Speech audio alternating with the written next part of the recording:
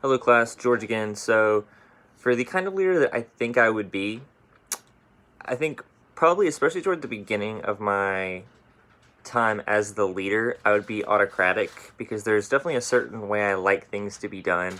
And maybe once me and my employees established more of a cohort relationship, then I can move more to free reign and kind of set them on a task and just go about it. I don't think that I would be democratic very much. Possibly with my number one guy or girl, whoever that would be, I would kind of take some input from them.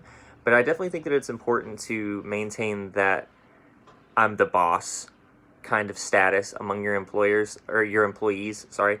I think it's definitely important to have a friendly relationship with your employees, but at the end of the day, they need to know that you're the boss and what you say goes. And I think once you get too far on the democratic side of being a leader, at least in an employee employer setting, that things can get a little too chummy, and they might not be as driven to get things done for you because then they're just like, oh, well, that's Max. He's my friend. He won't care if I slack off today.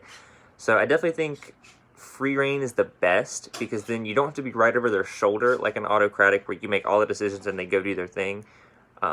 Where free reign, you kind of set them on a set of tasks that they know they need to get done, and then they can handle it themselves. So I think free reign is the best, but especially toward the beginning of my tenure as a leader at an employee at a business, sorry, I would definitely be more autocratic. And then as things progressed, get more into a free reign style leadership.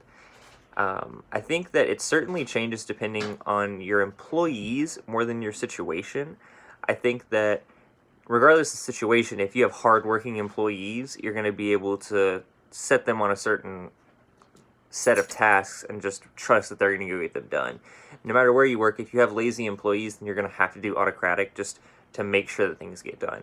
And I think it's easier for everyone if the employees work hard and then you can do free reign, because obviously the boss has other stuff to do rather than be over your shoulder making sure you're doing your work all day. But if you have a group of lazy employees, that's kind of what you have to do. So I think it depends more on the quality of employees that you have rather than the situation for the type of leadership that you could best implement. All right.